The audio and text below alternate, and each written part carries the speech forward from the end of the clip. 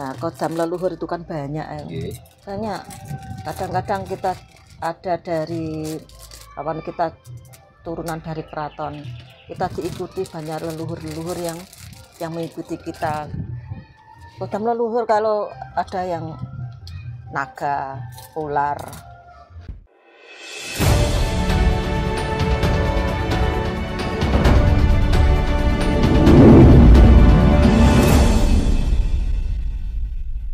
Sagung dumadi. Bu, ini mengawali obrolan kita pada sore hari ini, Bu.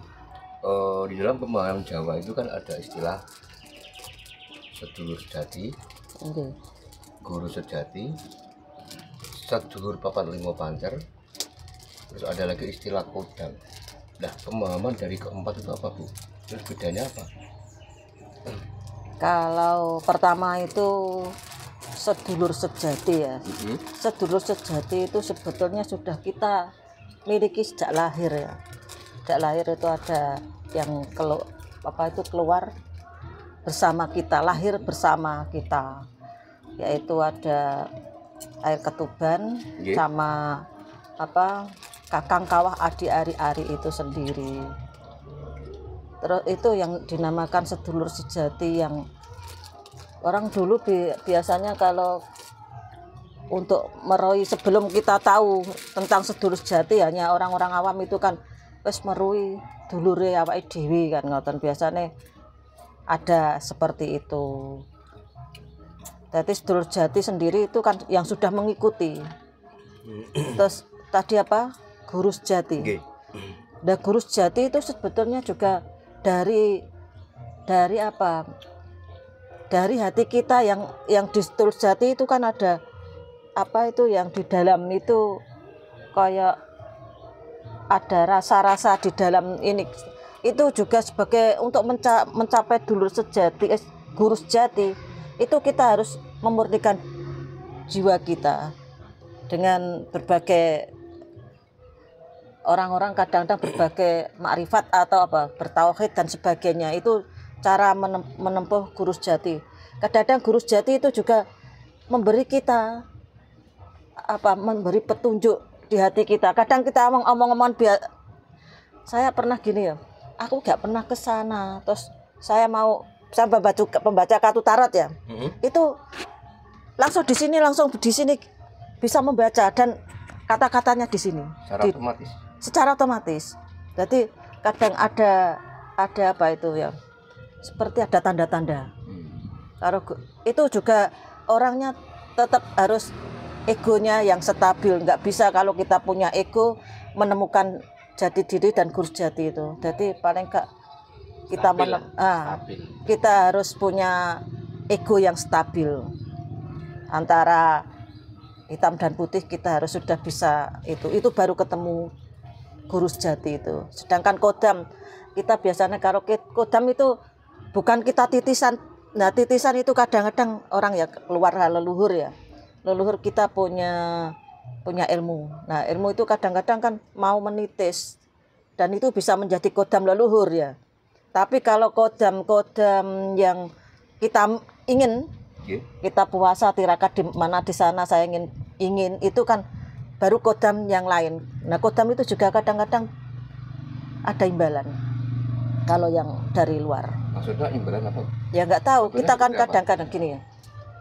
Kalau kita mau dapat kodam harimau ya, kan kita secara otomatis itu kalau kodam yang ambil ya tidak dari kodam leluhur. Kalau kodam leluhur kadang butuh penetralan energinya untuk mencapai ke penyatuan kodam itu. Tapi kalau ingin itu pasti ada perjanjian biasanya. Cumaknya perjanjian itu berbagai macam. Seperti kalau kodam-kodam yang prewangan itu kita yang ingin itu, atau kita mau sesaji atau itu kan ada imbalan sesaji atau bakar dupa. Itu yang secara kecil. Tapi kalau kodam leluhur itu butuh penetralan. Kalau kita mau kalau kita nggak mau juga bisa kok dilepas untuk kodam. Nah begitu. Contohnya kodam leluhur itu kayak apa, Bu? Nah, kodam leluhur itu kan banyak ya. Banyak. Kadang-kadang kita ada dari kita turunan dari keraton. Kita diikuti banyak leluhur-leluhur yang mengikuti kita. Kodam leluhur kalau ada yang naga, ular. Nah, kalau di itu ada burung pinik. Itu kita menjadi pinik, burung pinik. Ada harimau macan putih atau hitam dan banyak seperti itu kodam-kodam. Itu biasanya juga efeknya di watak kita atau perilaku kita. Kalau tidak serasi. Kalau tidak serasi. Penjelmaan itu ya. Ya. Jadi kalau kita bisa menyelaraskan itu kadang-kadang muncul sendiri kalau kita egois itu loh. Kalau kita itu biasanya itu yang punya kodam. Dan biasanya ya orang-orang itu yang kodam-kodam pendamping leluhur pokoknya semuanya butuh penyelarasan kalau kita mau stabil. Soalnya kita kadang tidak menjadi diri kita sendiri kalau kita punya kodam. Ciri-cirinya orang yang didampingi kodam leluhur kayak apa? Ya kita kadang-kadang bukan diri kita sendiri. Upama ya, ini saya sendiri ya pengalaman. Saya itu tidak pernah berguru atau apa, tapi kadang-kadang tahu di sana ada, bahkan ada di kuburan itu sepeda motoran gitu mati, kena apa? Loh kan ada feeling, ternyata di situ ada makam, oh saya harus ke situ, ya secara otomatis. Mungkin itu kan kalau kita mempelajari, kita bukan diri kita kan gitu. Jadi kita ada pendamping. Banyak kalau pendamping dari leluhur banyak kita memproteksi biasanya. Kalau ada yang mau mengganggu kita sudah terproteksi sendiri. Itu nek kodam leluhur. Jadi kan dikasih tahu nunggu apa merasakan. Merasakan. Tetap semuanya kan merasakan. Punya insting yang kuat. Padahal belum pernah ke sana tapi kelihatan seperti pernah ke sana kan. Belum pernah kenal, tapi kalau kodamnya tuh kita pernah ketemu. Bahkan aku pernah pengalaman itu waktu di makam 7 itu Mojokerto.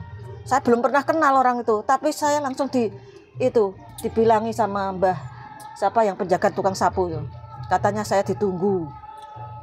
Ditunggu sudah lama kok baru ke sini. Padahal saya belum pernah baru pertama. Banyaklah kalau cerita kok mungkin kita dulu pernah ketemu kan gitu. Ada apa? Apakah kita ketemu? Itu ya seperti itu memang. Kayak film di Javu itu Bu ya. Iya. Banyak kok cerita-cerita untuk yang kodam leluhur itu. Itu sebetulnya malah karma, Pak. Kita didampingi kodam leluhur itu sebetulnya karma. Karma dari leluhur. Dari leluhur. Kita harus menempuh perjalanan karma perjalanan dulu yang belum selesai. Maksudnya gini. Tentang karma dan titisan ya. Titisan itu sebetulnya penempuan karma. Penempuan karma bahwa leluhur kita waktu itu ada dendam atau ada sesuatu yang belum diselesaikan. Kita yang ditakdirkan khusus untuk menempuh, biasanya banyak dendam antara percintaan biasanya. Banyak orang-orang spiritual yang atau titisan itu percintaannya itu sudah ruwet lah. Dan banyak keanehan lah. Kadang sing tua oleh nom, sing joko oleh rondo oleh tua. Nah itu mungkin itu kita menempuh karma, tapi kita nggak tahu.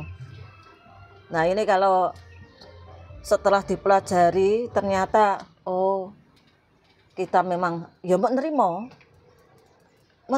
kalau kita itu sebagai titisan, bukan untuk gaya-gaya, tapi kita itu hidupnya tentang ekonomi. Biasanya diuji seperti itu kalau penempuan karma dan titisan-titisan itu. Terutama percintaan itu banyak yang saya lihat itu percintaan yang rumit. Itu penempuan karma atau titisan. Orang-orang titisan apakah itu semua karma itu buruk? Ya enggak juga. Enggak juga. Kalau karma baik. Karma baik itu biasanya ada ya. Sesuatu yang karma baik itu gini, karma baik itu kalau kita ambil bisa melihat sesuatu atau bisa nambani orang biasanya. Nah itu kita ambil karma baik, soalnya bermanfaat.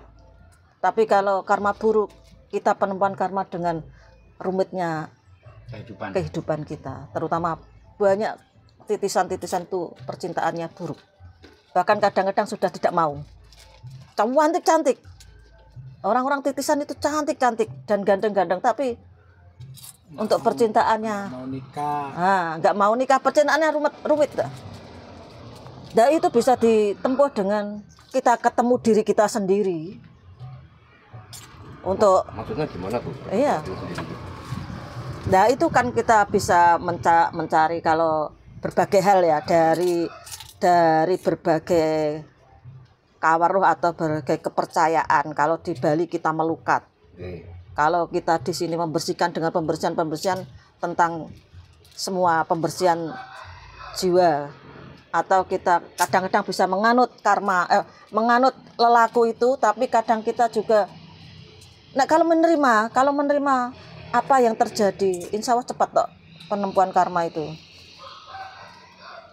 Kalau di bidang ilmu, kan di sedulur sejati ya, kalau kita bicara di sedulur sejati itu ada tahapan-tahapan itu untuk kunci-kunci itu bisa kunci pertama itu untuk pembersihan diri. Nah itu kan biasanya dari karma-karma itu keluar dari, tapi ya begitu. Kita juga harus menerima keadaan mengosongkan diri itu. Mengosongkan tentang biasanya aku ki roh kono dilindungi gini. Nah itu kita lepaskan semua. Tapi kadang-kadang juga tidak semudah itu. Untuk penitisan, intinya kita harus menerima saja, karena kalau kita menerima mungkin hati kita lebih tenang, enjoy. Nah itu kita bisa menetralkan energi yang tidak sama dengan diri kita. Sampai berapa lama orang itu menjalani karma leluhur? Sampai bagaimana kita bisa melepas kemeklatan semuanya. Makanya kita kembali ke jiwa-jiwa yang suci itu, seperti orang-orang muksa, katanya orang-orang yang muksa itu tidak mati, jasadnya hilang, bukan, tapi sudah muksa, sudah jati dirinya sudah hilang, itu tidak menitis biasanya, sudah sempurna. Iya, sudah menuju kesampurnan yang sejati itulah. Nah tapi kalau kita masih seneng ya Mas ya, kadang-kadang dititisi itu seneng, aku loh titisannya seperti ini karena bisa gini seperti itu. Sebetulnya itu tidak, itu sebetulnya dia bukan dirinya sendiri. Jadilah diri sendiri itu untuk pelepasan karma itu. Jadi diri kita sendiri, tidak hanya tahu kesana ya. Mungkin dengan banyak pernah aku didatangi seseorang berdharmalah, jadi berbuat baik itu bisa menempuh karma kita, melepas karma. Memutus karma gitu. Iya. Berarti tentang pendharmaan, berdharmalah. Intinya kita tanpa harus mencari guru pembimbing, kita bisa sendiri. Iya, bisa. Soalnya itu, tapi kita dengan kesadaran loh Mas. Kalau tanpa kesadaran kita itu titisan, ya tidak bisa, kita tetap hidupnya itu tidak tenang. Hanya keakuannya yang itu. Keakuannya yang yang kuat.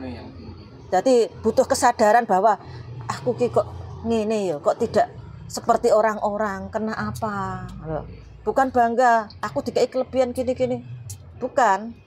Karena kadang-kadang kita ada suatu saat kita tidak diri kita sendiri. Itu ya banyak teman-teman spiritual yang ngomong-ngomong.